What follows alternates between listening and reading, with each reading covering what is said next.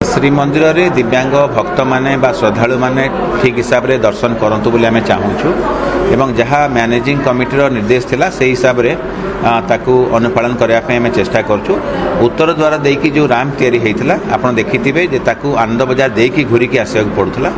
एबे जो कुर्मबेढ़ारे जो उत्तर द्वार अच्छी सेठी गोटे राम व्यवस्था करने आम ऑलरेडी टेंडर कर सारीचु एवं खूब शीघ्र ताकू सरला परे ता उपरे आमे विस्तृत भाव में आलोचना करूँ।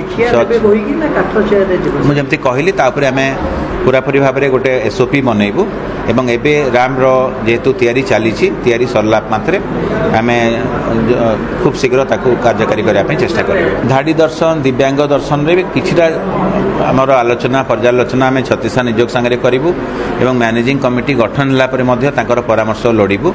एबे जेहेतु से जिनस आम मान्य राज्य सरकार आम अनुमोदन मागिचु एबे अधिक किछि कहवा संभव।